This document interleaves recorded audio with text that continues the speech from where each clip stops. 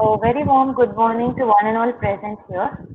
I take immense pleasure in welcoming you all back to the second day of the 5-day faculty development program on machine learning algorithms for 5G mobile networks.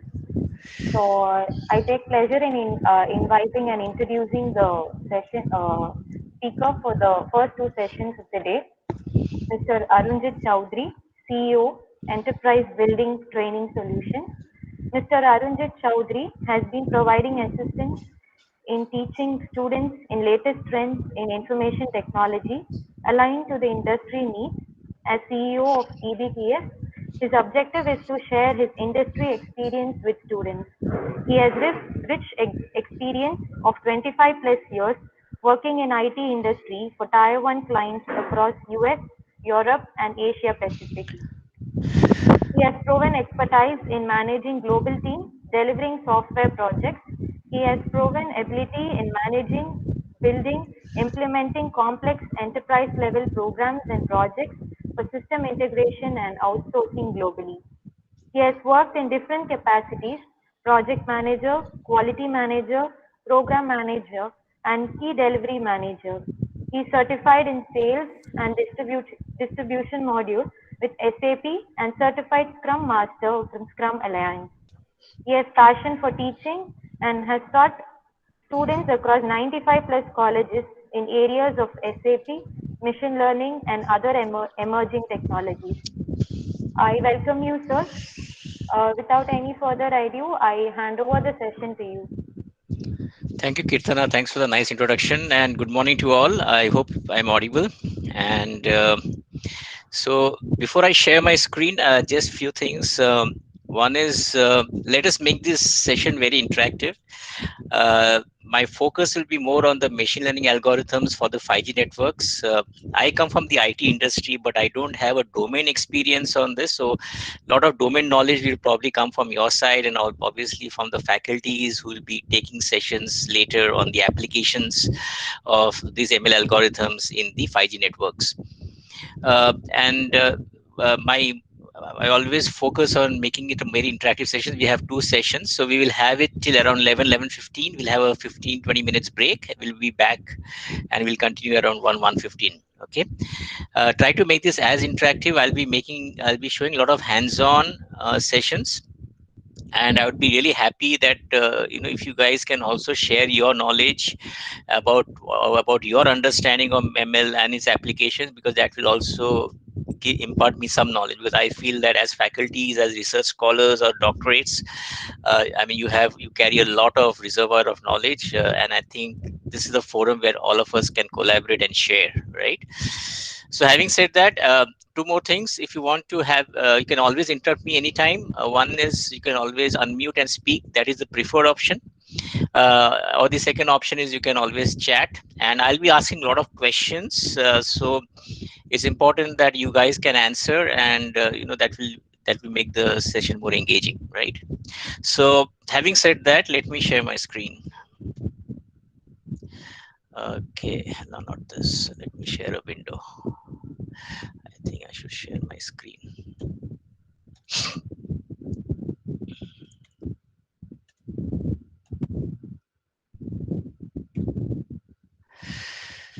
Okay, so I'm presuming all of you can see my screen. I'll also keep the chat window. Okay, so this is going to be okay. So I'm going to keep the chat window active in the this. Typically, it becomes difficult to toggle between chat and the discussion. So as if you can unmute and talk, that would really make it easier for me. Okay, fine. So this is going to be the agenda of the session. So we are essentially going to talk about, you already know what is AI and machine learning, but I just wanted to understand from your perspective what you have learned about the definition of machine learning yesterday. Some of the applications in machine learning, one generic applications, and maybe some of the applications in the telecom networks, 5G network space. What are the various machine learning types? Then we're going to talk about data pre-processing. some of the pre-processing we need to do for the data before we actually get into machine learning models. My focus on today's discussions will be on supervised model, and within that I'll be talking about regression and classification. I will show you some hands-on on linear regression, which will basically univariate and multivariate regression.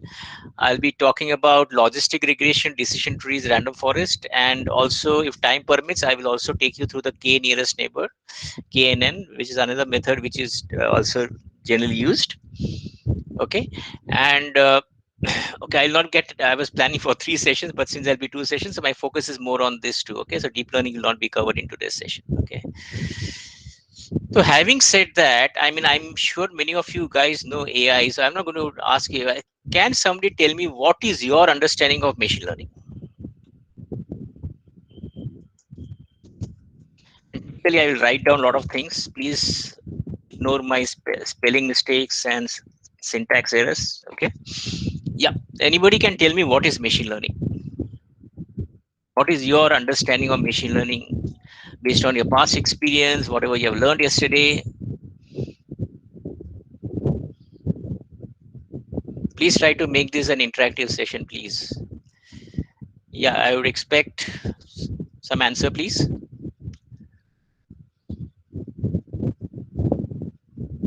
Sir, good morning, sir.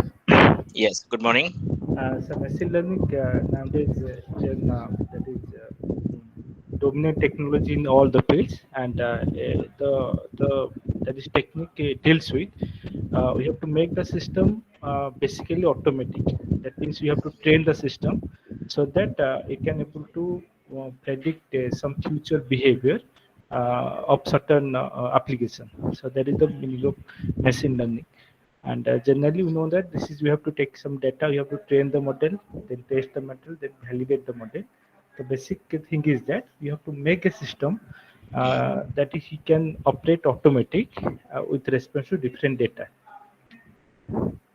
Correct. Okay, so that's a good definition. Hello. Hello. Yes, please. Good morning. Good morning, sir. Yeah. Actually, machine learning is a process in which uh, we can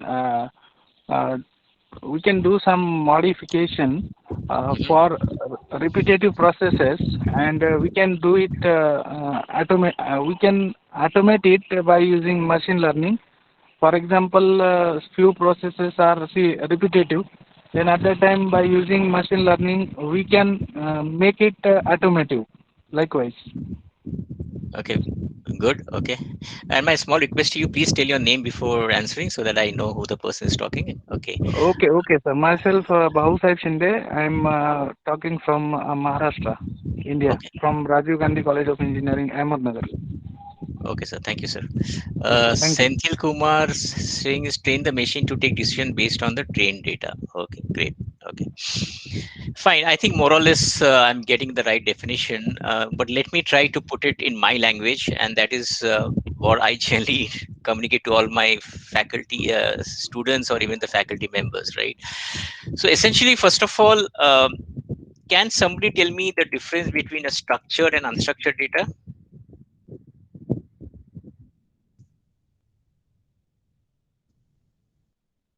What is a structured data and what is an unstructured data?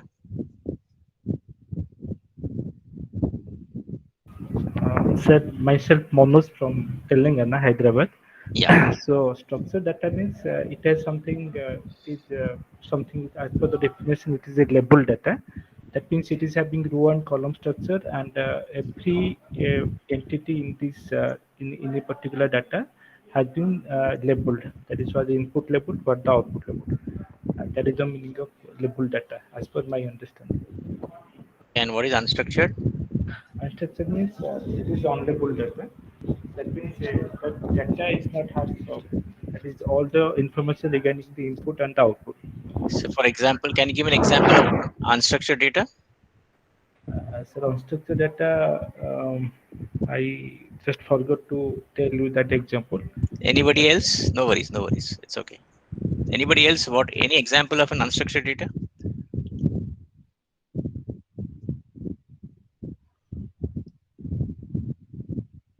So typically, whatever is, whatever social network messages you have, like WhatsApp messages or any social network like Twitter, or it could be even your images or audios, okay, or videos, whatever. Okay, these are all unstructured data, right?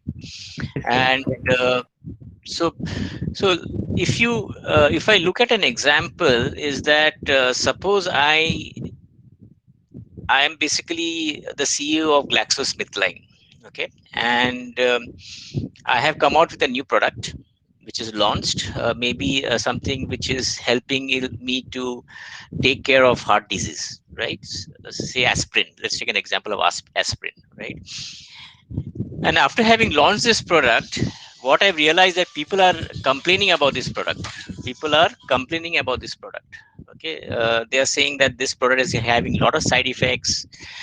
This product is not basically meeting the objective for which it was manufactured, right? So these type of messages, right, when it comes, could be in various forms. One is I as a CEO, I as a customer, I can either lodge a complaint on the website of Glaxo.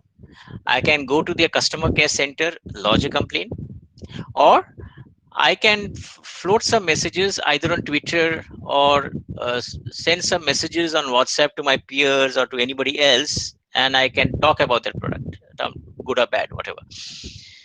Now, as the CEO of the company, I need to analyze as to what is the feedback of this. I mean, what are the people saying about these products and why they are saying about it, and what I need to do based on the outcome of that, right? So, typically, what happens is that in a technology platform, you will like to capture all this data, whether it is a structured data that is in the form of, maybe whenever you are calling to a customer care center, the customer guy will enter in a system, right? He'll enter all your data which you have talking about, and that will get stored in a database that becomes more of a structured sort of format, to an unstructured format like your Twitter communication on Twitter, or basically sending some WhatsApp messages which are more unstructured.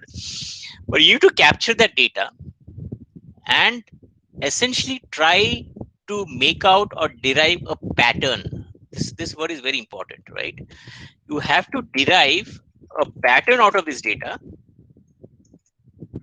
so that as the CEO, I should be able to find out what is the feedback of the people, what is the percentage people are talking about good about the product, some people are talking bad about the product, some people are sort of neutral.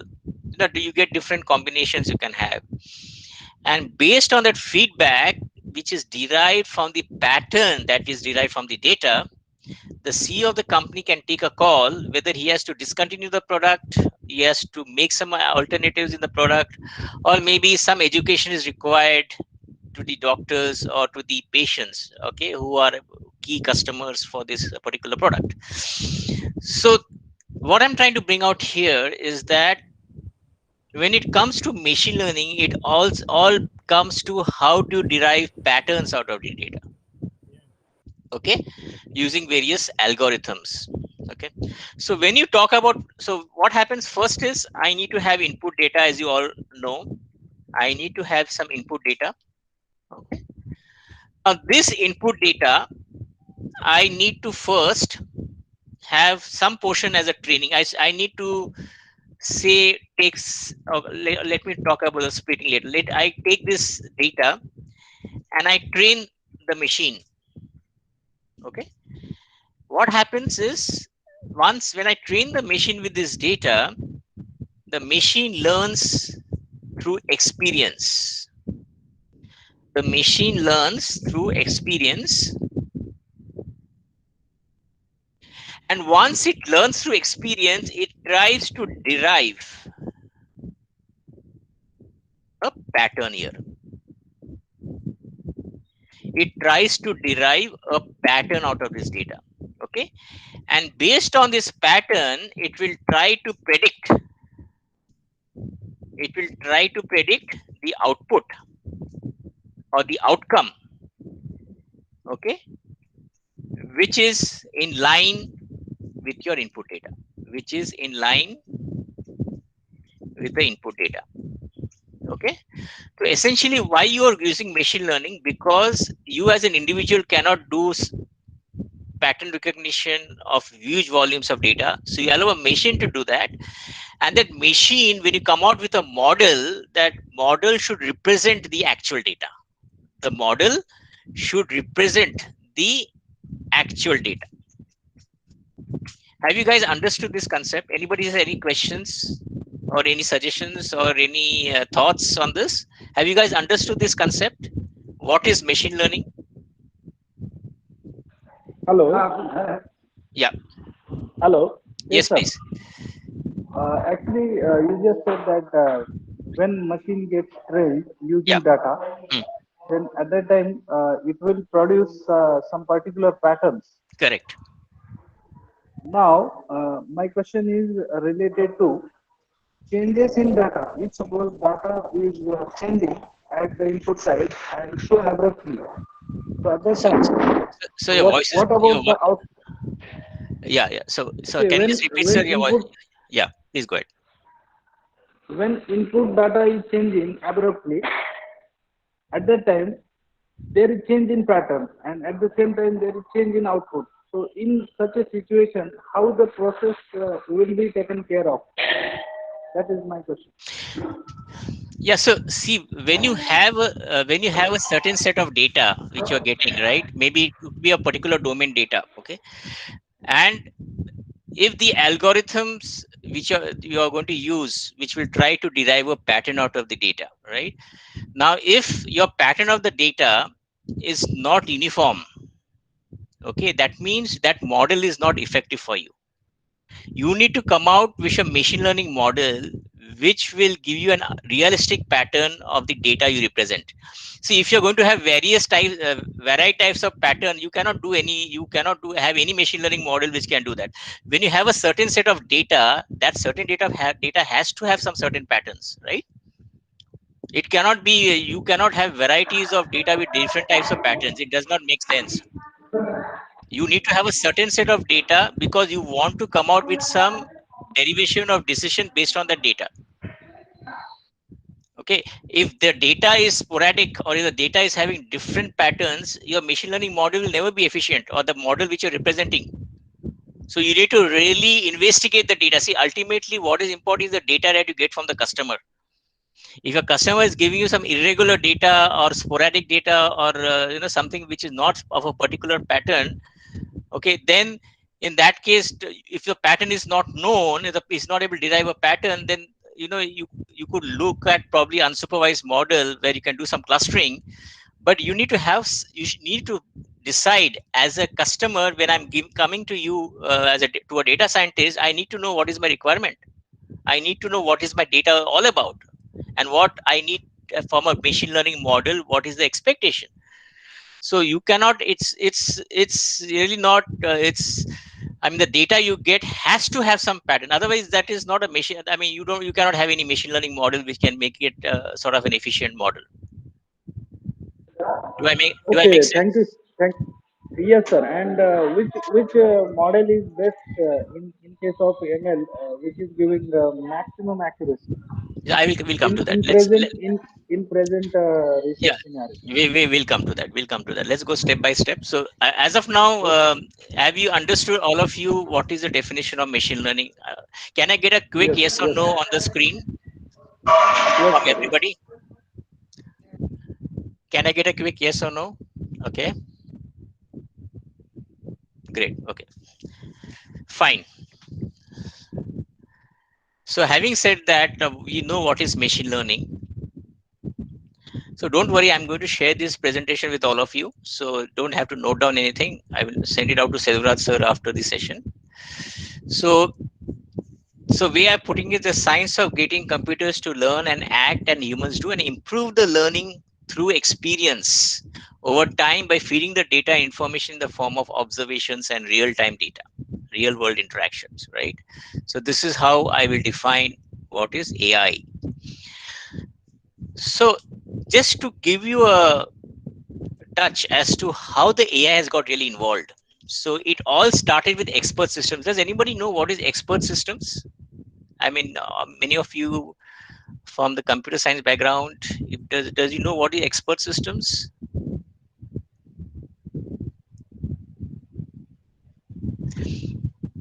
Okay, so when you talk of expert systems, right?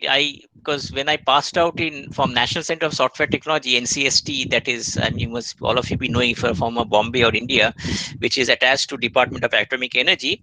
So I had done one course on expert systems where what I do is, suppose I'm from a healthcare, okay, and I am a patient. As a patient, I go to a doctor with a symptom. The doctor will ask prescribe some diagnosis, like he'll ask me to do some tests, and then based on the test outcome he will give me some prescription, right?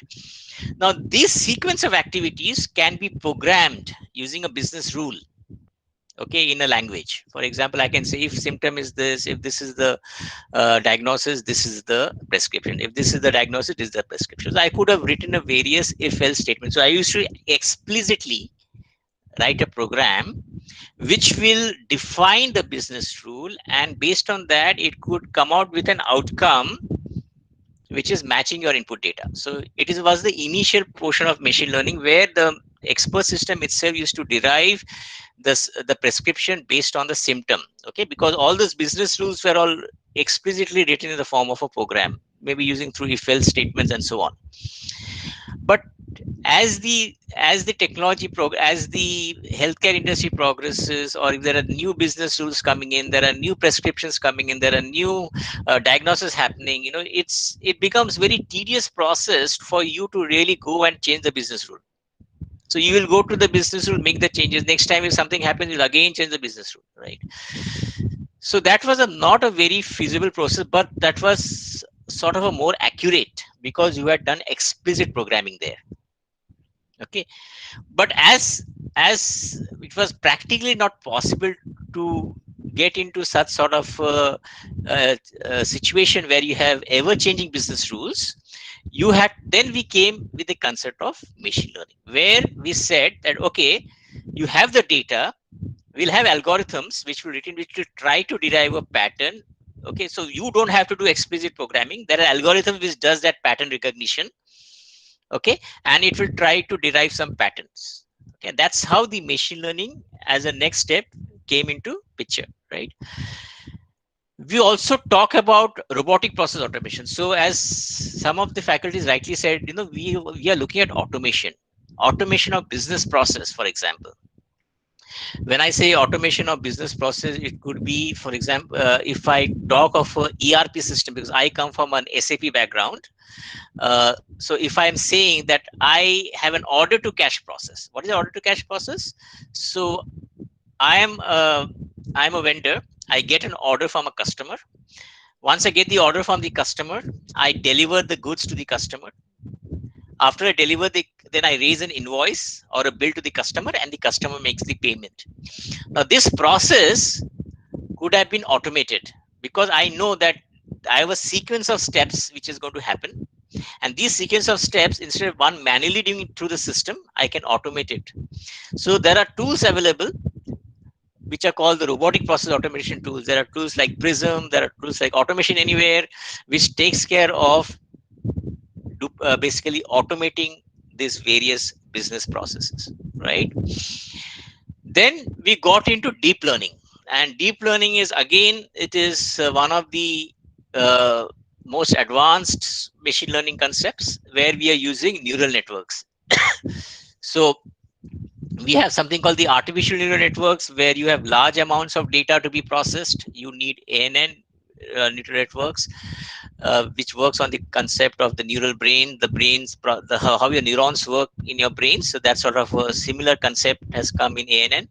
Then we have CNN, convolutional neural networks, which is typically used to identify images, image recognition, okay, and image detection, right?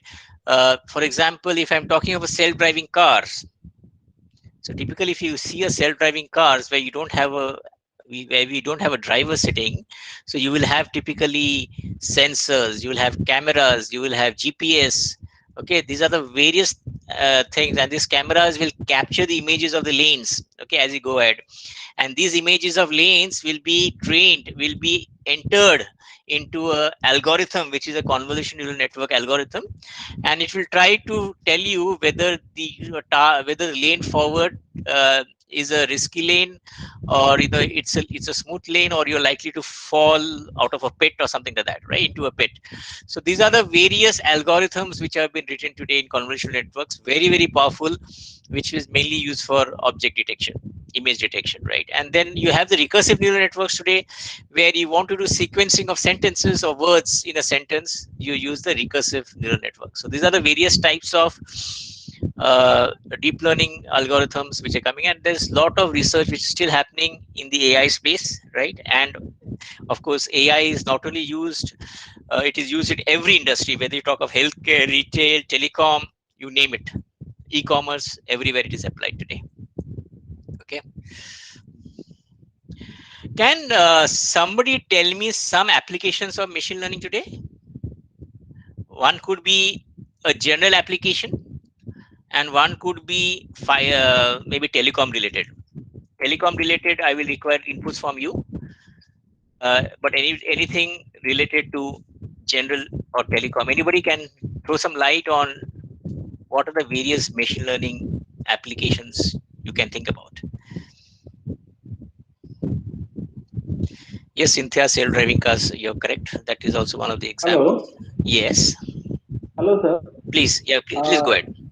When, sir, telecom related application, for example, when we want to fetch the data of customer from home location register, it can be done using machine learning. So you want to fetch, what you're saying, fetch?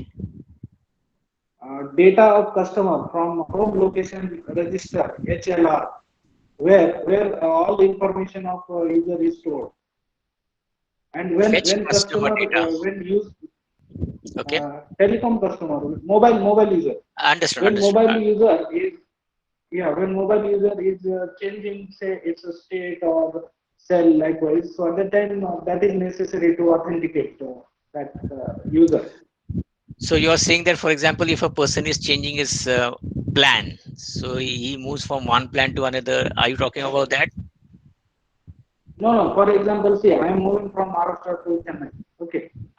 Okay. So for Maharashtra, I am a home customer, and for Chennai, I am a customer outside of Maharashtra. Right. Correct. So at that time, when I want signal or connection in Chennai, so at that time, Chennai network would like to authenticate that whether I am a authenticate customer or not. And at that time, the authentication of customer is necessary. That this is the customer from this area, and it is authenticated by using his information from home location register, and then he can get the access of services. He can get access to the services from the new location, correct? Yes, From Chennai, yes, correct? That's what you're saying. Okay. yes, sir. Yes, sir. Fine. Okay.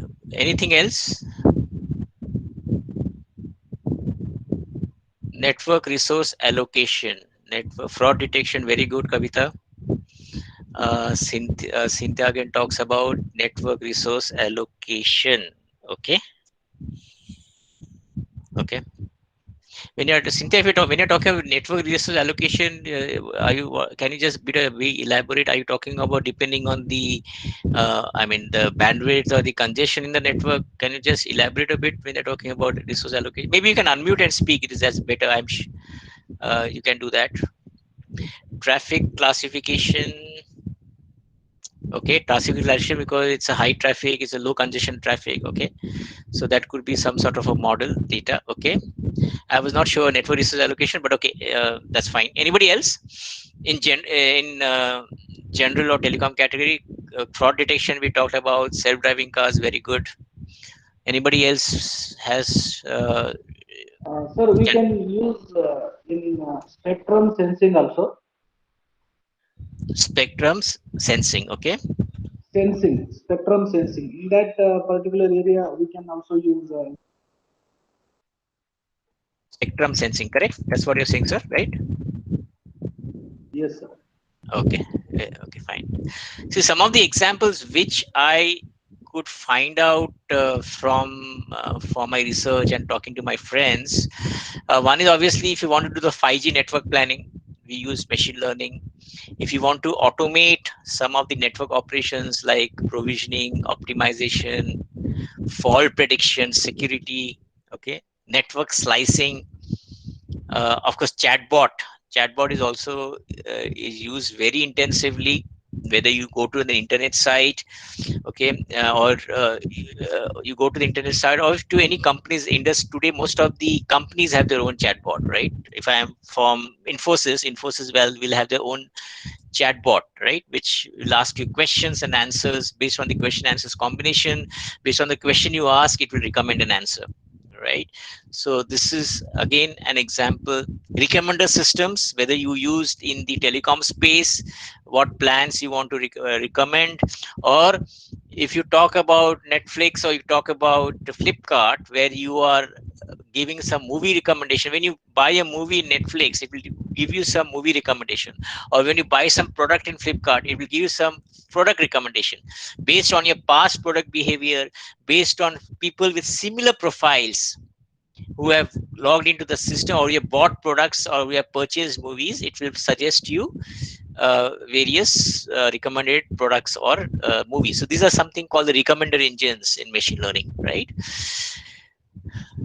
Then we are also saying that intelligent base stations will be able to make decisions for themselves by integrating ML into 5G technology. And there is one nice article which I read here, how artificial intelligence improves 5G wireless from DeepSeek.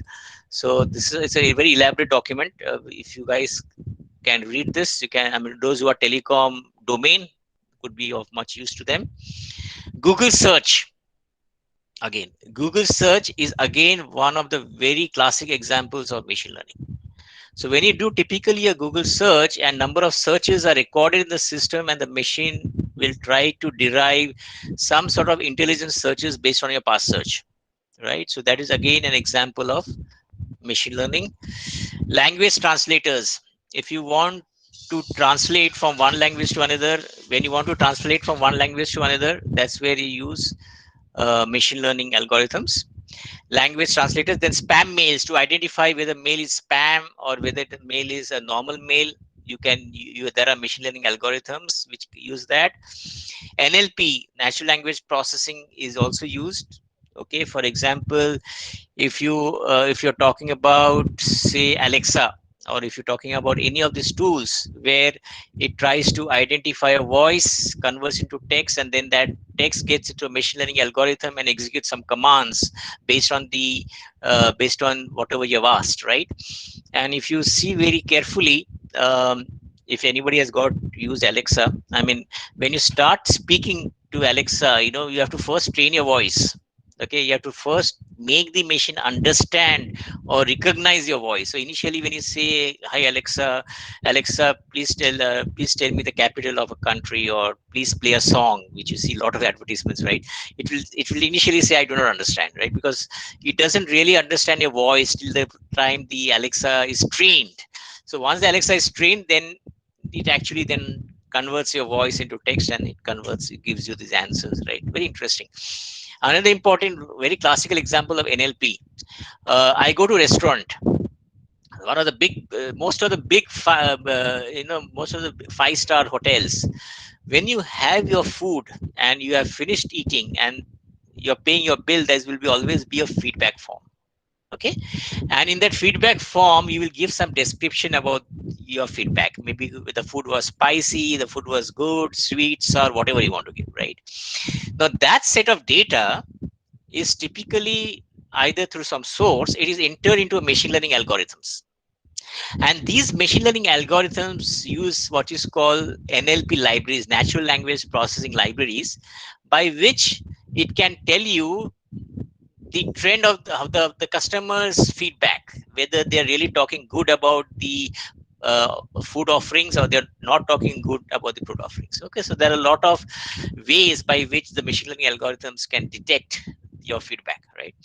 So these are some of the applications of machine learning. There's another example in the current COVID-19 situation, where I saw one of the universities in Bhopal. I don't remember. I think it's in Bhopal, where they had come out with a machine learning algorithm whereby there was a cameras which was capturing the images of people coming in from the main gate, and whenever they found that the distance between the two persons was less than 2 meters, the prescribed the recommendation distance, they need to trigger a voice on the speaker phone, on not a speaker phone, on the speaker, and which used to say, guys, please maintain so much distance, right?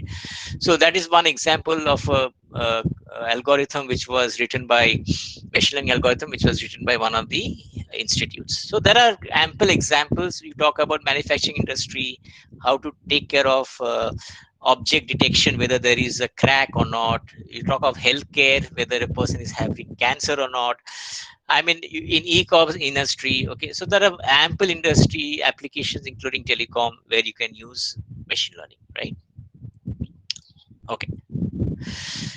Some of the tools today which are used very extensively in machine learning, one is the most important or most popular languages or platforms we use are the Python and the R. Okay, these are the two tools that we used for writing to basically generate machine learning algorithms. We also have SPSS and SAS, which have their own machine learning libraries. We have various interactive development environments, which is called the IDE, and this could be in the form of Spider, which where we use Python. We use Jupyter Notebook, okay, and we also use Google Colabs. These are some of the various platforms which we use for machine learning. Now there are also visualization tools like Excel, Tableau, and TensorFlow again, which is from Google. Okay, they have also is a machine learning library from Google, right? So there are various such tools which are available today in the industry. Now let me talk to you something about what are the machine learning types. Okay. Now, what do you mean by y equal to mx plus c? Simple equation. What do you mean by this? What does this denote, or what does this depict?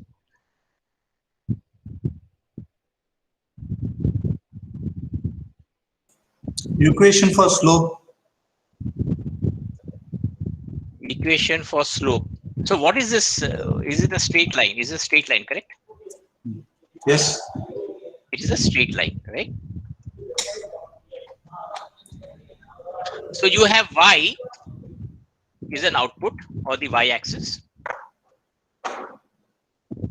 You have x is the x coordinate, or the x input, x-axis, and m is the slope. Okay, very simple. Okay. Now in this case, what you see is that you know that there is something called output. There is an input x, okay, and there is a slope which decides the direction of that line, the pattern of that line. Okay, either it could be y could be linearly dependent on x, y could be linearly negatively dependent. That means one, if y increases, x, if x increases, y increases, or if x increases, y decreases. Okay, we could have different linearities. Okay, but they are dependent on each other, right? And there is a specific pattern in which y changes based on x. Okay, now from machine learning perspective, y is called output, and it is also called a dependent variable. Y is called an output. It is also called a dependent variable, and x is called a independent variable.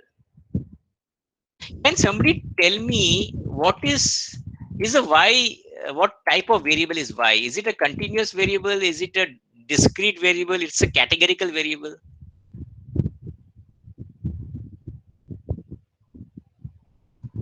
Anybody?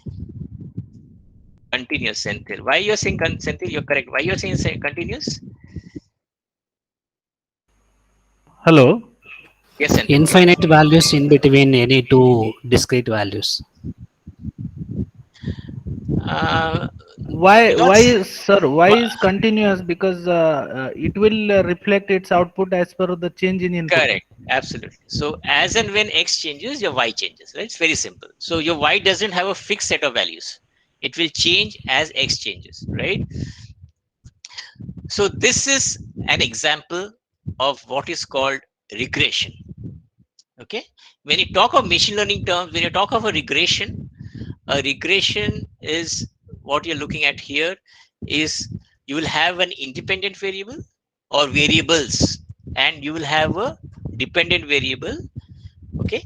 Where the dependent variable will be a continuous variable and will vary depending the value of X, which is your independent variable, right? Can somebody give me an example of a live example of regression which is used in industry?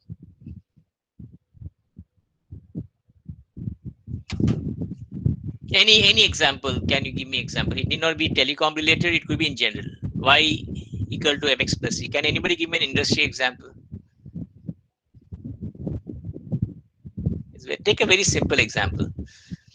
Anybody? CNC machine, sir. So give me an example of what is. Can you just illustrate a bit? Yeah. In CNC machine, if you in initial stage, we have to set all the input and parameter, and then as per that, we will get the output finished product at the output side.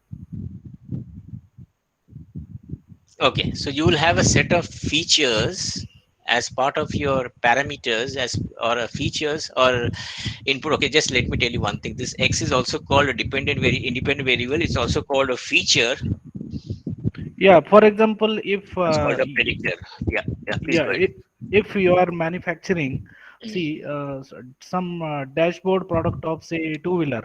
Okay, and Okay.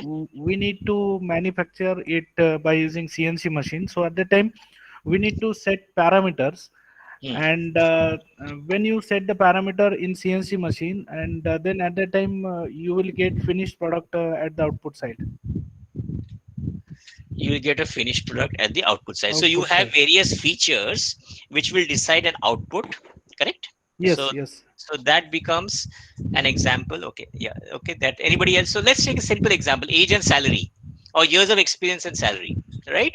So you get a salary as you go. I mean, as you grow older, as your years of experience goes up, uh, your salary will typically go up because you'll get some increments, you'll get some allowances, you'll get some promotions, right? Most of the time, right?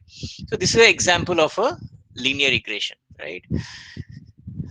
So you could have univariate regression where you have single independent variable, or you could have multivariate regression where you have got multiple independent variables. And one of the examples, as Sir rightly said, that you could have multiple features that could decide the product, okay, the manufacturing product, whatever the value you want to predict. Another example could be, suppose I want to have a price of a car or a price of a house. So the price of a house could depend on what? The price of a house could depend on my square feet. Sorry. So price can it depending on what? It could depend on the square feet of the house. It could depend on the floor. It could define the proximity to malls or proximity to railway stations. There could be various parameters, or these are called the features. These are the features which could decide the price of a house. So this is one example of a multivariate regression. So this is a case of a regression model where you have the dependent variable which is continuous.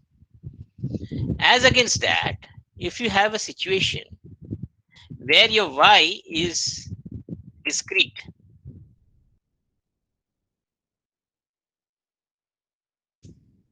where I can say the y could have value 0 or 1, or y could say that a person is having cancer or not having cancer. Y could be a certain set of discrete set of values, say 0 to 5, or it could set a specific set of images, could be a horse or a dog or a cat, for example. So when the Y is discrete or having a set of labeled set of definite values, as against in the case of regression where you have a continuous value, in this is called classification. So when you have, while you have regression, you also have classification where you have a discrete set of values or discrete set of dependent variable. And please note, there could be n number of independent variables, but there'll be always be one dependent variable. You cannot have multiple dependent variables. There'll be only one output, right? Now this collectively is called supervised model.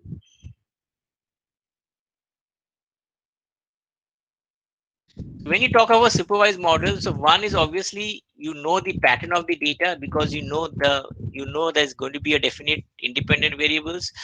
So there's going to be independent variable and there's a definite output which is a dependent variable. Okay, so you know the pattern of the data. That is why it is called a supervised model. The second type is called unsupervised. Now, if I make a logical conclusion from a definition standpoint, it is obviously that if my pattern of the data is not known, then obviously I will say it's an unsupervised model. Now, if my pattern is not known, then the question comes, how do I derive the patterns? How do I derive the patterns? So this is where the unsupervised model algorithms comes into picture. For example, I will say that I'm the owner of a mall and I want to capture the age, salary, and spending power. I'm capturing the spending power of a individual who is coming into the mall. Now, I could have, say, such examples, 40,000 per month. Okay, I'm just giving an example. And the spending power will say 80, 90. So higher the spending power is, more lavish the person is. Lower the spending power, the more conservative or thrifty the person is, right? Now, assuming that I collect, as a mall owner, I collect this data and I want to come out with some marketing campaigns. I want to come out with some campaigns by which I want to focus on a certain set of customers and come out with some campaigns or some promotional campaigns or advertising, whatever. Right. So what I do is I group this data in such a way that I will have categories. My one category could be low salary, high spending power, high salary, high spending power, and I could maybe have high salary and low spending power. Means he's spending less, though he's having a high salary. Okay. And my focus is going to be this people, high salary, high spending power. Okay. So what I do is I form groups or categories. So I group people based on some attribute where it is low salary, high spending power, or high salary, high spending power. So this grouping based on some common attributes is called clustering in machine learning terms. So I create a cluster of data. Based on a cluster, I group the data into different categories. So I'll have cluster 1, cluster 2, cluster 3. And then I've got algorithms based on the cluster. It will try to come out with the analysis. And it will say maybe how much percentage of people are in this category, how much of the percentage of people are in this category, how much of this maybe in this category. I'm just giving an example, right? So if my target is on this, where I want to focus on this, so I realize that only 20% of the people are high spending power. That means they are only 20 people are having high salary, but their spending power is very is high. Okay, they are not, others are not spending that much. So what do I do in that case? If I want to increase this volume, then what I can do is I will probably come out with some more innovative products. Okay, the number of, so I'm just basically counting the number of transactions, right? So to increase the number of transactions, I come out with a strategy where I increase, for these high salary people, I come out with a focus campaign where I come out with some new products, because these guys are going to probably like new products. They would be willing to spend on new products like new iPhones or new iWatches or so on, right? So I will come out with some new products in the mall. I'll come out with some new uh, uh, products. I'll come with a new shop by itself if there's a space. We come out with various types of innovative products, right? So this is an example where I, using a cluster, I group my category, group my data based on a common attribute, and try to then, based on their classification or based on their clustering, I can do an analysis and derive some decisions out of that. Okay. So this is an example of this one. The another example, this is basically called clustering. And the other one which is called the learning association.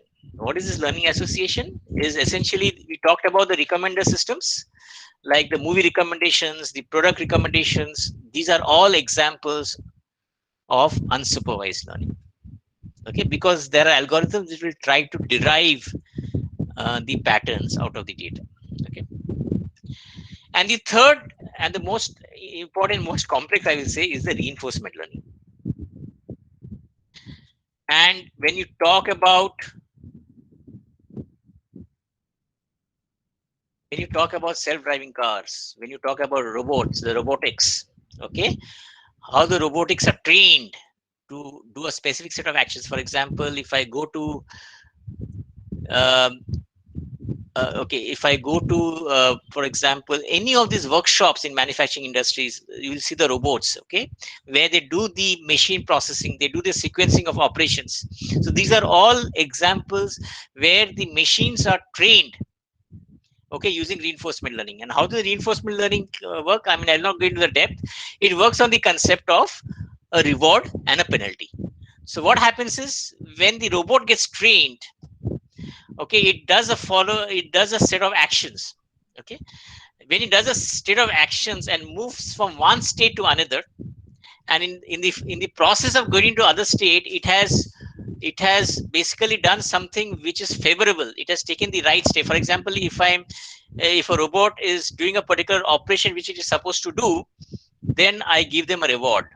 Okay, and if it is doing something which is not the desired action output or desired action, then it will be a penalty.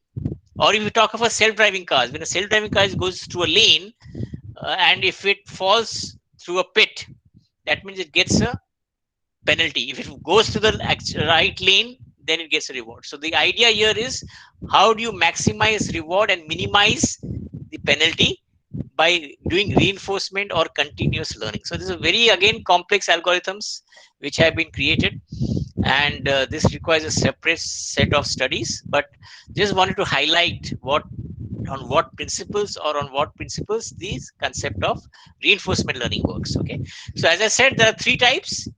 So one is called the supervised model, where you have the regression and classification. You have got the unsupervised model, where you have the clustering or the learning association, and the third is the reinforcement learning. Any questions on these three types? Hello. Yeah. Sir, can you elaborate on the clustering? Yeah. More precisely, please. Sure. So what I've done, suppose here, let me take you this example, right? So where I've got a number of people who are coming into the mall, and I really don't know what is the classification of this data. What sort of people are they? What sort of patterns of people are coming? The patterns of the data based on the customer's demography, whether it is age, salary, and whatever. Okay. So I want to cluster them in such a way. I want to group them in such a way. So I make 2-3 groups. I can maybe take group one could be all people between 25 to 30 years. Group 2 could be all the people between 30 and 50 years. And group 3 could be all the people 50 years. And then based on that, what I call the cluster 1, cluster 2, cluster 3, my algorithm will do an analysis based on that cluster of data and come out with a behavior or come out with an analysis. Okay. And based on that analysis, then I can decide what sort of action I should do.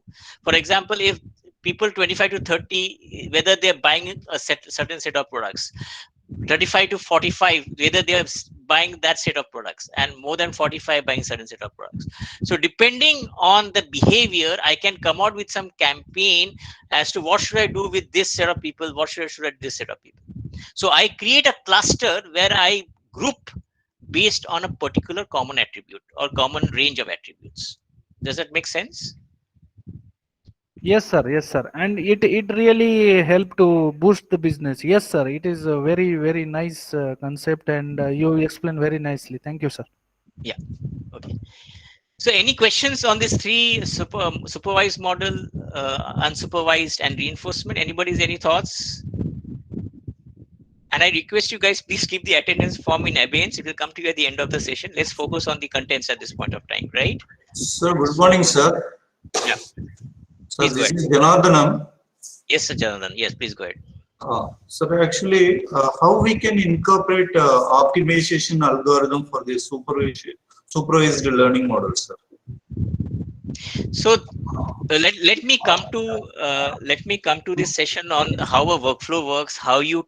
So there are a lot of fine-tuning parameters you can do. See, one is if you do typically a machine learning algorithm, there is a project life cycle. Yes, sir. Let me see if I can bring up that slide now itself. Okay. Don't know whether I have this. Okay. Can you see this slide? Yes, sir. So typically in a project, you have, first of all, you have to understand the business. You have to understand the data. So that customer maybe from particular retail or something. So basically, you know that this particular customer is from retail or this healthcare. So the data has to be first understood by the domain expert. You need to have a domain expert in your group, in your project, who will understand your data. You cannot get a retail guy and ask him to read out the healthcare data. He will not make any sense of that, right? So you need to have a domain expert who will understand the business.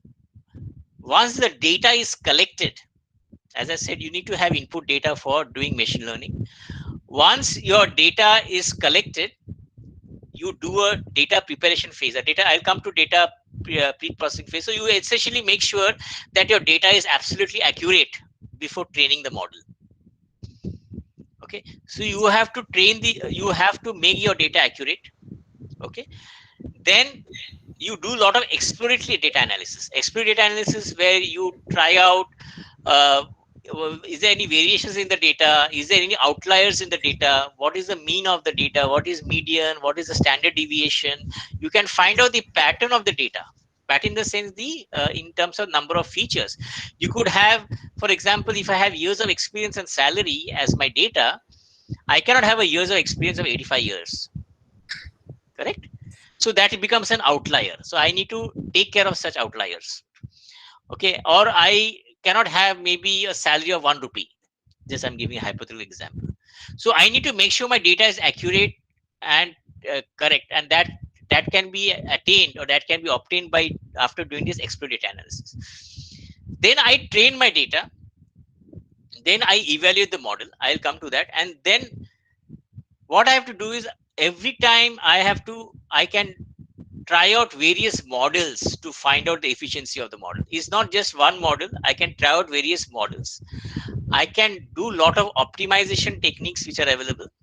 Okay, there are optimization techniques like feature scaling. There are various ways you can improve the models. And today in the industry, what happens is that if I have a data and if I have got various models, algorithms, I will try to run that data with various types of algorithms and try to find out the algorithm or the model which is giving me the best efficiency. Okay, so that is how in the industry you explore, you find out the efficiency of a model for a specific set of data. Have I answered your question, sir? Yes, sir. Okay. You got it. Whenever we are going for dealing with the big data and analysis, we need to remove certain redundancy in the data, Correct. and Yes. also we should think of optimizing the parameters so as to get Yes, that is very nice. So there is something called this is not part of this. There is something called a grid search. Okay, where you optimize the parameters in that algorithm so that you can get the best efficiency or best accuracy. So there are optimization techniques available, which is not in Yes. the scope, but yes, you're right. There is something called the grid search, which is one of the methods for where you optimize the various parameters in your function. Okay. It is actually another big research area, sir. Yes, absolutely right. Absolutely right. Okay, good. I think such interactions is very useful. Okay. Now, in case if you really want to try out something, executing some scripts, I recommend that you install a tool called Anaconda Navigator. Okay, Anaconda Navigator is an open source platform, and this platform basically has lot of tools available. You have RStudio, which is for running R scripts. You have got Python Spider for executing Python scripts. You have various other tools also. You have Google Colabs, not Google Colabs. You have got Jupyter Notebook. So I would always recommend that you install this Anaconda Navigator. You can download from the Google site. Just do a search on Anaconda Navigator download, and depending on your operating system, you can install that particular software. Okay. Now, this is one example I would like you guys to pay a lot of attention. Please. Sir? Yes? Sir? Sorry for the disturbance. No worries. Please go ahead. Sir, what is the difference between R and Anaconda? R is the tool for data analysis. Anaconda Navigator is a suite of products. Okay. Okay. Which contains all these products. Okay. Okay, sir. Understood. Okay. I thought Anaconda is like another data analysis tool like R. No. It is a suite of products where you have got R, you have got Spider, you have Jupyter Notebook. These are all available as part of those app Navigator. Okay. Okay, sir. Thank you. Now, coming to this important, please pay attention to this. This is very important because when I'm going to execute the Python scripts, if you have this concept clear, you will be able to appreciate the workflow that I'm going to show you as part of the Python script execution, right? So as I said, the first and important thing is I need to have data. We all agree, which needs to be trained. Okay. Now, once you get the data from a client, I'm assuming an industry example. I have some HR data. Say I've got the age and salary or years of experience and salary. I'm taking a very simple example. I get that data from my client, and the client comes to me. I'm a data scientist, and the client tells me, please help me come out with a model. Client tells me, please come out with a model. So now this data, which is years of experience and salary, and assuming I have got 1,000 records. Now, can somebody tell me what sort of data is this? Is this a classification data? Is this a regression data?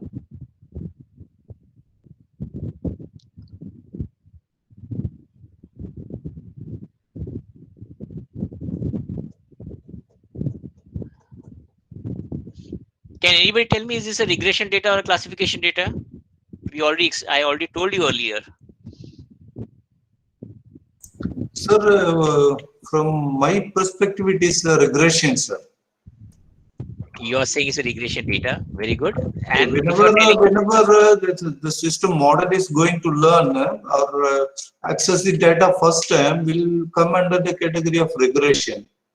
It's not like that. It doesn't depend on that. It depends actually the type of data you have, right? So for this specific example, I've got years of experience and salary from the HR of a particular company. Now, if you're saying regression data, which is correct? Yes, sir. Which is your dependent variable and which is your independent variable? Because you need to have a dependent variable, you need to have an independent variable. So which is your independent variable? Sir, age and experience are a dependent variable. Years of experience and salary, right? These are two fields. So which is your dependent variable? Independent variable, sorry. Sir, age and years of experience. We don't have age here. We have years of experience, right? So years of experience is my independent variable. Okay. And my salary becomes my dependent variable. Why? Because my salary depends on my years of experience and not the vice versa. Okay. So my salary becomes my dependent variable and years of experience becomes my independent variable. Okay. Now, when I have this data, I'll have to do something called a data pre-processing.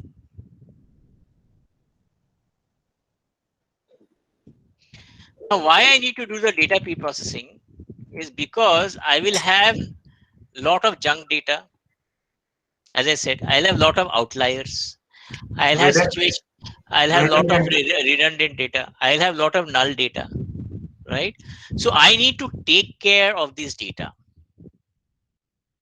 And typically, obviously, whenever you get the data, the ownership of the data still lies with the customer. You cannot tamper with the data as per your whims and fancies, right? If you have to do any changes in the data, if you have any questions on the data which the client has given you, it's your prerogative to go back to the customer and say, hey, this particular data is incorrect, or this data is not correct. So please suggest what is the right data. Okay. So when you have such outliers, redundant data, you have null data, you need to ensure that you get the correct data. Once you get the correct data, like you have the null data and so on, then what you get a processed data. You have the clean data, because if your data is not clean, your model is going to fail. It's not going to give you the right results. Sir?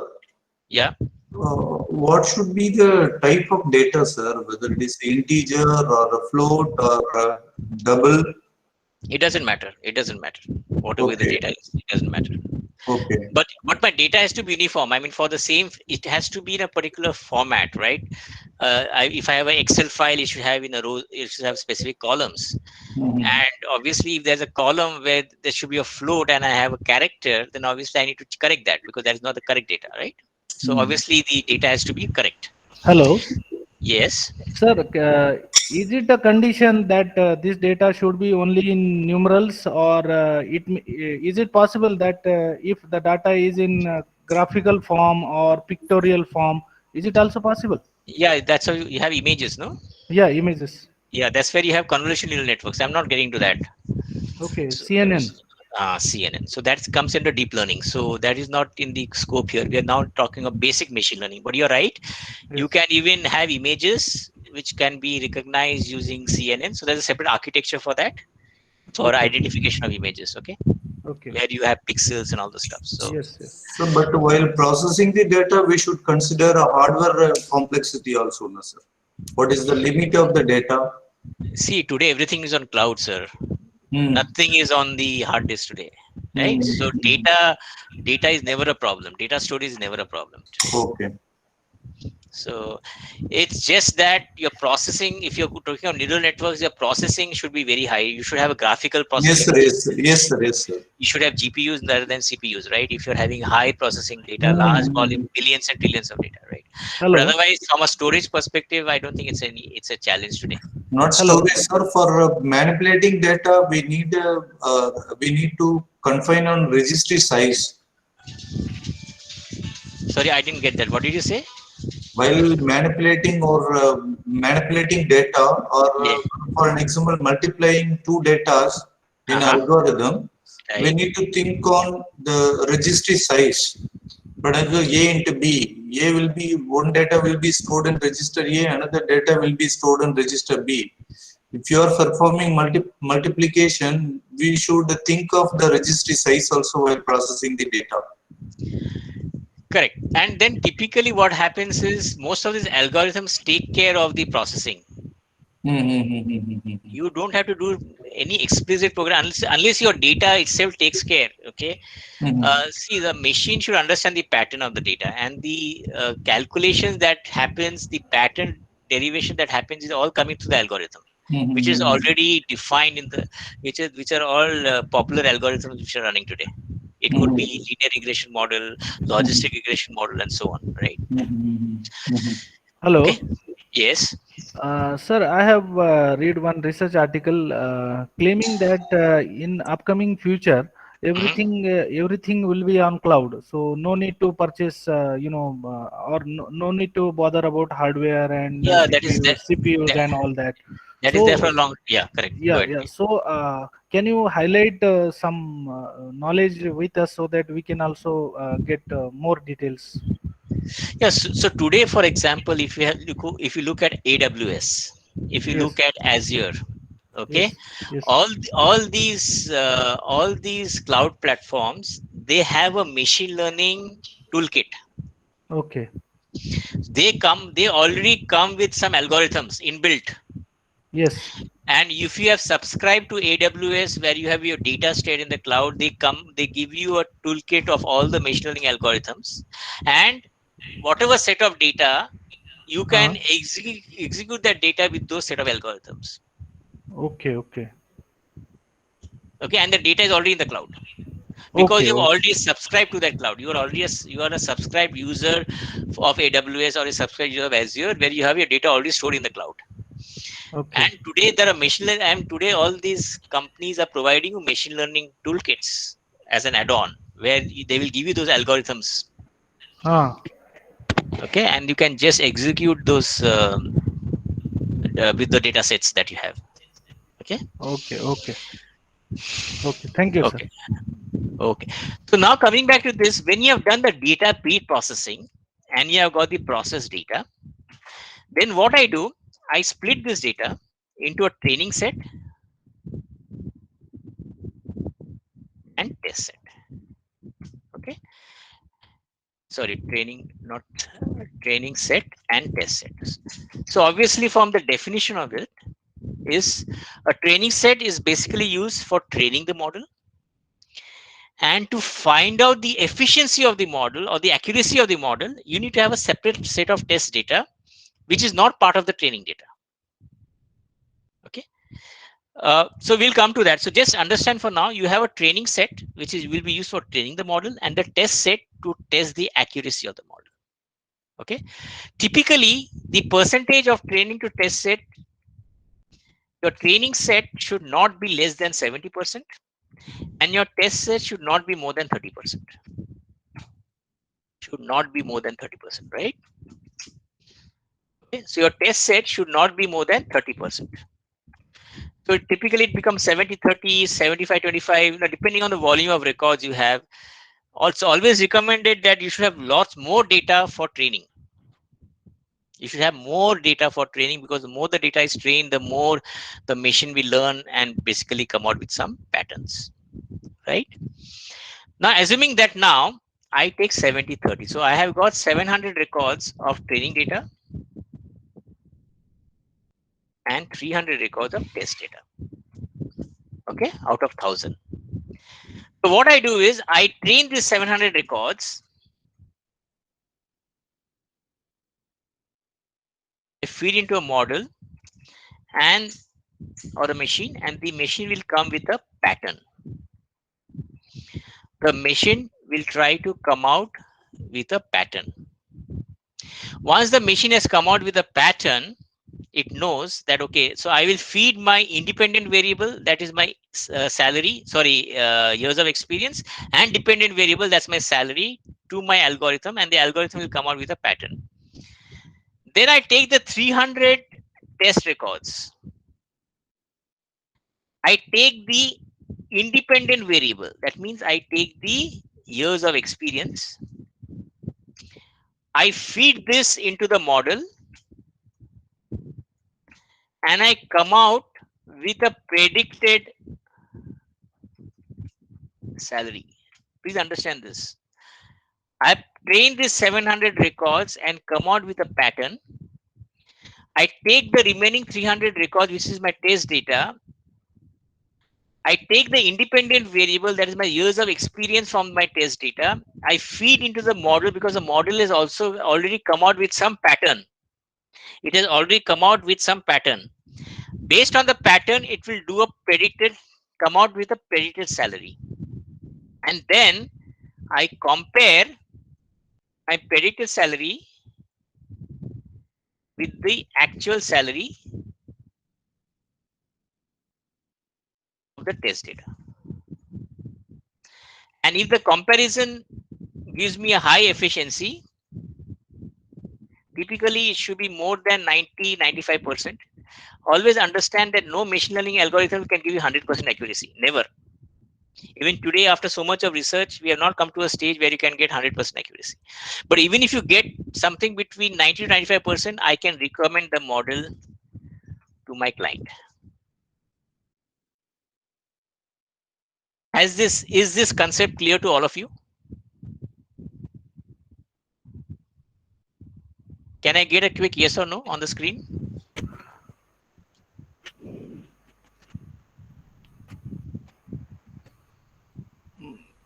Sir, here which algorithm is used Any for algorithm. which algorithm? We'll come to algorithm. Don't worry. You first understand the workflow now. Yeah, workflow understood, sir. We'll come to Understood. the algorithm later. Don't worry about it. We'll go. Yeah, yeah. Let's not jump. Let's go by Yeah, step by step. yeah, because in final stage, as you said, the existing salary is compared with the predicted salary, and then Correct. we will get some conclusion. Correct. That's where you calculate the. That's where you measure the efficiency of the model. Yes. But here in this case, what is the efficiency of this model here right now in this example? I'm not using a model. I'm just giving an example of a workflow. I Okay, have not talked to you about any model. okay. Workflow is clear, sir. Thank you. That is the workflow. I'm only talking about the workflow. We'll come to Okay, the model later. Don't worry. okay, sir. Thank you. The workflow is very important. Okay. So once you understand the workflow, when you actually execute the scripts, you'll be able to appreciate when you correlate with the workflow that I'm explaining now. Okay. So is this all clear to all of you? Senthil has said Simbadis. So if you, I'm sure you must be clear on this. Okay, great. So once you have understood this workflow, I've already explained you this data science lifecycle. I just wanted to explain you one thing. So typically, before you do a modeling, out of the total life cycle of a project, 60 to 65% of the time goes only in this. That means data collection, data preparation, and data analysis. So your data preparation phase itself takes around 60-65%. That much of time you have to spend to ensure your data is correct. And then only you get into the modeling, where you train the data, model evaluation, you test the efficiency of the data. And if you achieve the 90-95 accuracy, then you deploy the model to the client in the client system, right? So this is a typical project. Like there's one stage which could also be, which as we discussed, is model optimization, which would come before this. Okay, we could also optimize the model, right? Okay, so having said that, we'll talk about some of the data pre-processing steps. Now here I'm talking about Python, and Python is, as I said, is one of the important languages or platform for executing Python scripts, for executing any machine learning algorithms, right, or scripts. So first, an important thing I need to do as a part of data pre-processing, this is what I need to do before I actually get into data modeling, right? So I have to first import my libraries. When I say import my library, there are some important libraries that I need to import into my system. I have to import my data set which I'm going to use, for which I need to come out with a model. So now that data set could be in the form of a CSV file, it could be form of an Excel file, it could be form of even a PDF file. Okay. Once I import my data set, I have read my data and I know it's a supervised model. So I need to identify which is my independent variable and which are my dependent variables. So I have n number of independent variables, but I'll have only one dependent variable, right?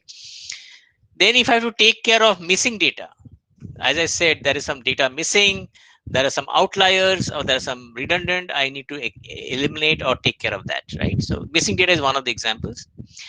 Then we have a data categorization where you have to data categorization. I'll come to that. Then I'll have to split the data into training and test sets, which I already elaborated during when I explained you the workflow. And the last stage of data preprocessing is what is called the feature scaling. Okay. So let us try to cover each one of these. So typically, when you are going to execute any machine learning algorithms, there are three most important libraries that we use, most prominent libraries that we use. One is the NumPy. One is the Matplotlib, which is mainly used. So NumPy is mainly used for the numeric calculations. Matplotlib is used for any graphical representation you want to do. Okay. And the third one is the pandas. Pandas is mainly used for manipulating the data set. So when you want importing the data set from an Excel file and all that, you use the pandas libraries to read that data into the system, right? Once you have done the importing libraries, the next thing you have to do is the importing the data set. As I said, you import the data set. I'm not getting into the syntax of this algorithm because that's not important. Important you understand is I import my data set and I identify which is my independent variable. So X is my independent variable and Y is my dependent variable, is my output, right? And always remember, in most of the languages, your variable is case sensitive. So X, small x and capital X has a different meaning, or Y or capital Y. So be very careful about the case of that particular variable. Then the third thing is basically I'm going to take care of missing data. So what I'm going to do is, let me open this. So this is my spider. This is my spider, and this is, as I said, this is one of the tools when you install Anaconda Navigator, right? So when you use Spider, which you will see here, this is where you can open a Python script. You can write your code. This is where you have the files which are stored in a particular folder where you can track here. And these are the .py files are the Python scripts. And this is my data set, data.csv. And whenever I'm executing something out of here, the results I will see what is called a console, which will be here. And whatever, if there are some error messages or everything is fine, everything will be visible in the console. Okay. Now I have got a data set, which is, let's say I have a data set called data.csv. Okay. Now in this, I have got 4 fields. I've got the country, I've got the age, I've got the salary, and I've got the purchased, yes or no. So basically, I'm a customer belonging to a particular country with a particular age and salary, and this is an automotive company who wants to see whether I'm going to buy a particular brand of car or not, depending on my age and salary. And based on the data, I need to come out with a machine learning model. Okay. Now, what sort of data is this? Is this a supervised data or an unsupervised data? So I cannot minimize this. Huh? So guys, can you please unmute and speak? Otherwise, I'll have to toggle. Is this supervised data or unsupervised data?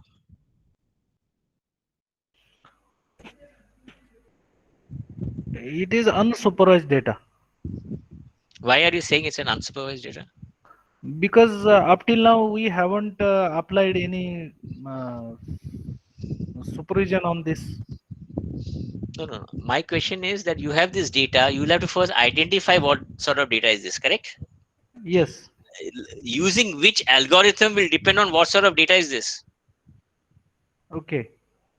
you need to first understand what the data is all about, right? And that's why Okay, you have okay. a domain expert, correct? Okay, okay. Sir, here, Miss, would you like to say that if the data is taken likewise, country is salary and purchase in the form right now, the data is available. Hmm. It means we can say that it is supervised. Likewise. Correct. So here you know the data pattern, Okay. but having been supervised, so are we saying is this is a regression data or a classification data? It is a classification data Why? because it is classified accordingly. So, What? age, So what age, classification is done on what? on age, salary, some particular parameters. Anybody else? So we can categorize Mhm. based on buying capability. Okay. So which is going to be your independent variables and which is going to be your dependent variables? So independent variable or variables, or we can consider that the purchased independent variable, purchased data. Okay. Yes, no, yes, no. That is independent of their thought and capacity. And country is the independent variable.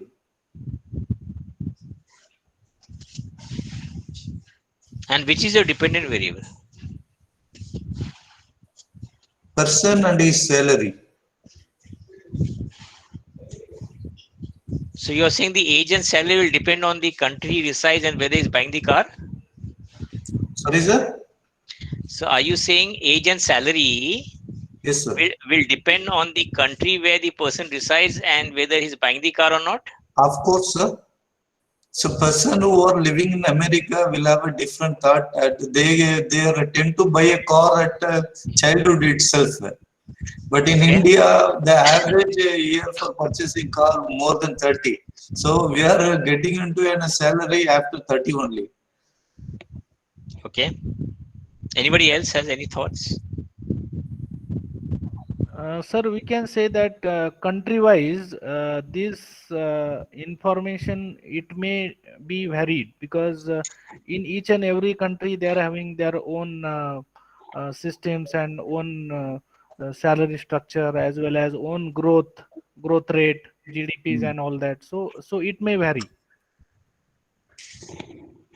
Okay. So the way I will put it is like this. I will say that the person's buying behavior or buying capacity would depend on the country where he resides, his age, and the salary he gets. Right?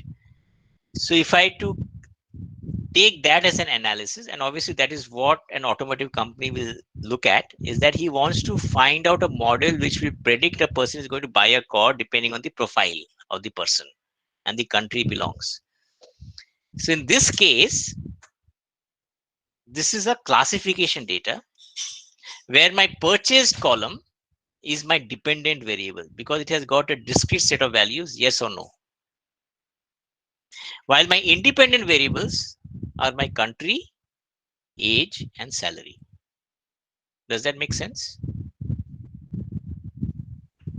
Sir, how we can say that purchase variable is dependent? Because purchase is dependent on you're going to buy a car or not depending on your profile, correct? Whether how much, what age you are in, what salary you are uh, you are basically drawing, right? And the country, Okay. correct? And as I said, you cannot have more than one dependent variable. Okay.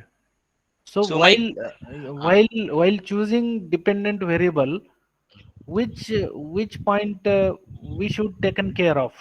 so you While have to understand from the client what is his requirement. okay, okay, What is the requirement? He wants to do an analysis to find out the buying behavior of an individual. okay, So that to decide which is your dependent variable and which are your independent variables. okay. It may vary as per the requirement. Okay, sir. Thank you. Correct. Thank you. Okay, so this becomes a classification data, and you have a dependent variables, one variable, sorry, which is purchase, and multiple independent variables. Okay, so what I'm going to do is I'm going to open one file called data preprocessing dot template dot py. Okay, this is my script. So I'm not going to get into details of the script. I'm just going to execute the script and show you, okay, what happens. So what I'm first going to do, as I said, I will import my library. So these are the most important libraries. I select one line, execute. I select second line, execute. You see it on the right side, and I execute third line and execute. So I've imported my main libraries. I've imported my data set. This is the data set which I already explained to you. If I want to see the data set, I go to this Variable Explorer and I will see the data set here. And this is my data: country, age, salary, and purchased. Now, do you see any problem with this data?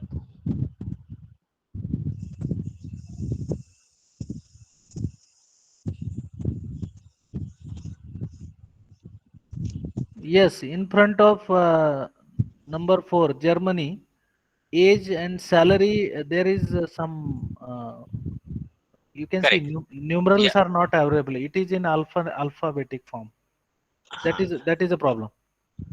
And in case of 6, Spain, here numericals are expected in age column, and there is alphabets. Correct. So there are some missing values in row number 4 and 6. So NaN denotes that this is a null value in machine learning, okay, where there is no value exists for this, right? So typically, if this would have been the case, the first step I would have done is that I would have gone to the client and say that I don't have the right set of data.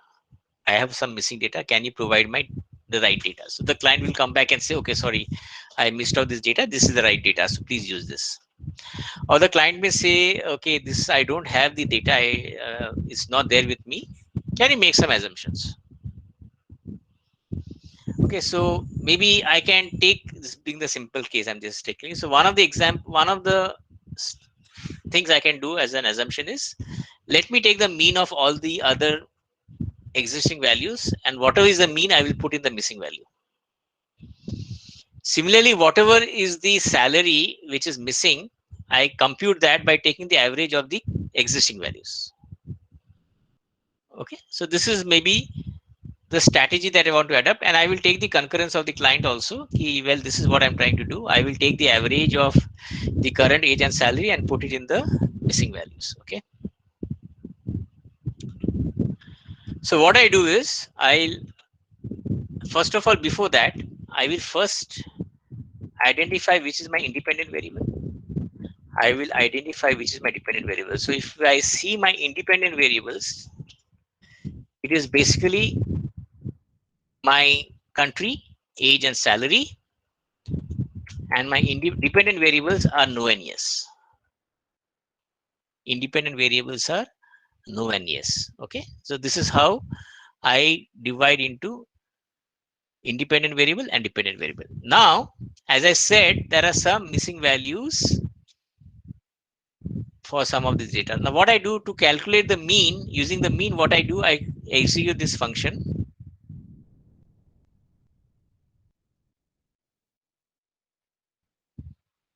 Okay, now if I see the value of x,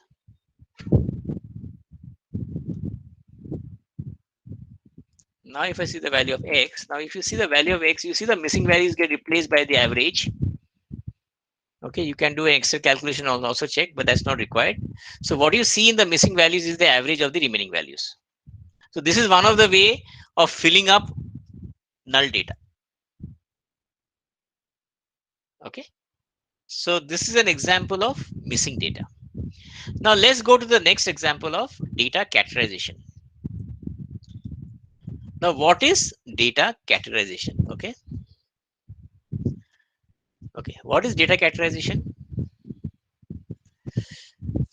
Now if you see this data, there is a field called country.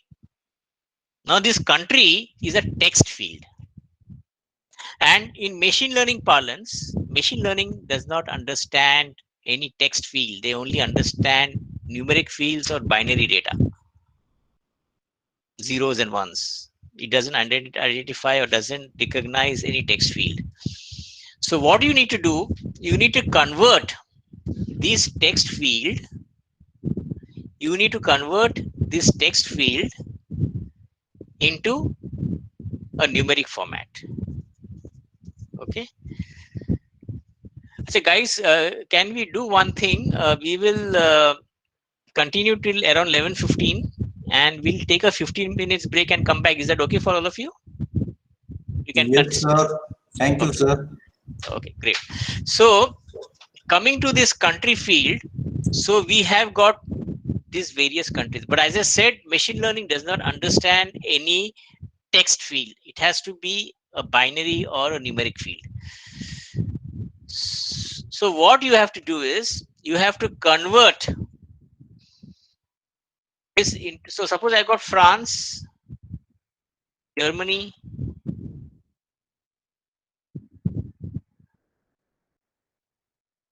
and Italy.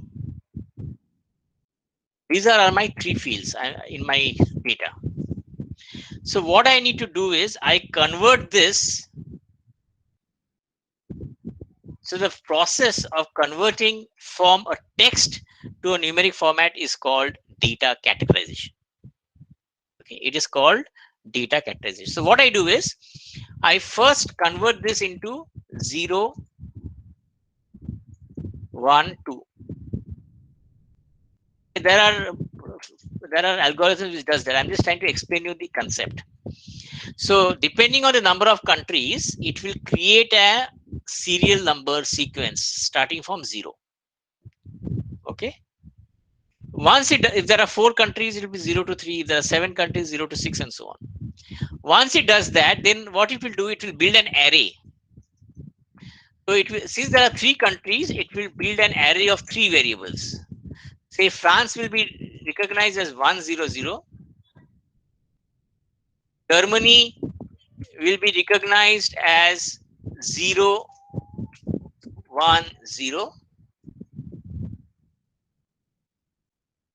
And Italy could be recognized as 001. What I've done, I've converted 3 unique country values into an array of 3 variables where the value signifies 1 or 0. 1 signifies that the value exists, 0 signifies the value does not exist. So I have converted that into array of 3 variables. So if it is France, it will be represented as 100. 1 means that the France exists. Germany may 010, since first 0 is representing France, it is 0. Second is 1 and third 0, and similarly Italy is 001. Have you understood this concept? What it has done? Anybody has any questions on this? Yes, sir. Understood. Yes, sir. Understood. Okay. So this process is called data categorization. Okay. So let's execute this and see. So I have this data. Now if you see my X, what is my X? This is my X. Right. Now I'm going to, okay, there are 2 functions called label encoder and one hot encoder. So the label encoder function converts this text into that serial number 0, 1, and 2, and then creating that array is done by the function called one hot encoder. So let me do the label encoder first. Let me do the hot encoder later. So if I execute these lines, and if I now see the value of X, can you see that my country field is replaced by serial numbers, but my age and salary is retained as it is. So my country field is represented as serial numbers. Can you see this 0, 1, 2? Right? Now, once I execute the one hot encoder,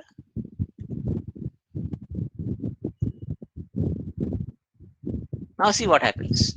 See the value of X. Can you see there's an array created? 100, 001, 010, and so on, along with age and salary. So it has created an array of 3 variables because there are 3 unique values for the country, followed by the age and the salary. Okay, so this is how data categorization works. So initially Hello. you yeah, please go ahead. Yeah, Sir, function label encoder converts text into serial numbers, right? correct. And as you said, array created. So that is performed by which function? One hot encoder, One hot encoder. this one. Okay, okay, sir. One hot encoder. And is there any limit, sir, for this one hot encoder to create an array? Is there any limit? No, there's no limit. You don't have to worry about that. You just call Okay, that function. These are all standard functions in Python. okay, okay, sir. Thank you. You don't have to bother about it. Okay. Yeah.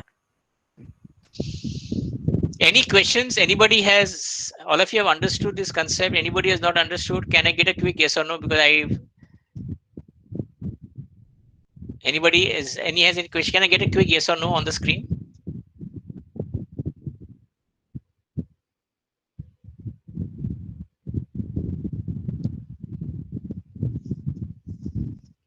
Have you guys, everybody understood? So Senthil, Cynthia, okay, very good. Simadri, Bhau Sahib, okay, good. Okay, so all of you guys have understood the concept. Very nice. Okay, so now we have completed data categorization. Once we have done the data categorization, the next thing I'm going to do is, now there's another field where I have to do data categorization. And which is that field? That field is yes or no. This yes or no needs to be converted into numeric. Now for this, you don't have to do one hot encoder because you need a value of 0 and 1. So I will just do a label encoding here. So what I do here, I go back to my this and I just do label encoder for my dependent variable. So I just do this. And now if I see the value of y which was originally yes or no, now it is 0 and 1. So 0 is no, 1 is yes. That's how it is done. Okay. So once you have done this, then the next thing what you have to do, so you have done the importing libraries, you have imported the data set, you have identified the independent and dependent variables, you have taken care of any missing data or null data, whatever. Then you have done the data categorization to take care of the text field. Now this array in machine learning terms is called dummy variables, dummy. It is called dummy variables. Okay.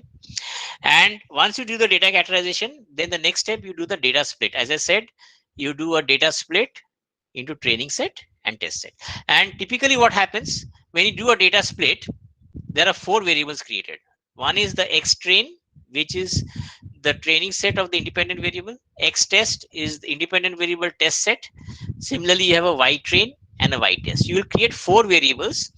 And if you see this syntax, test size equal to 0.2 means that 20% is your test set and 80% is your training set. Okay.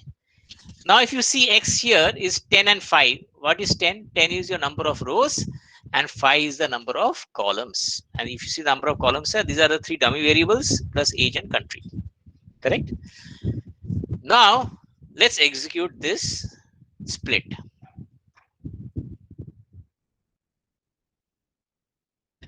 If you see the split, if you see the variables here, your X has got split up into X test, which is 2,5, because there are 2 records, which is 20% of 10, and X train is 8 records, which is 80% of 10, and then 5 is the number of columns.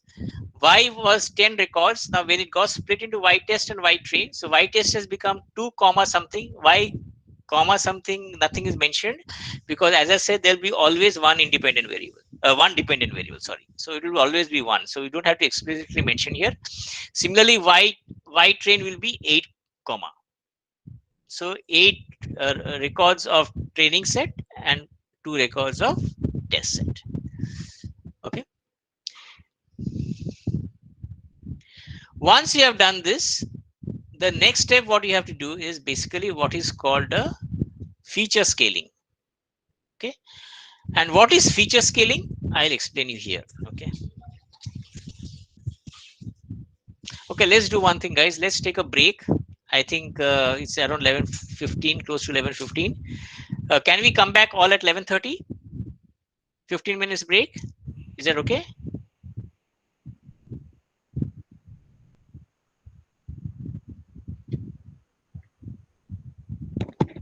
Yeah, am I audible? Is that okay? 15 minutes break, all of you. Can we come back at 11:30? Yes, sir. Okay, great. Okay, So sir. let's come back in 11:30 and we'll continue with this.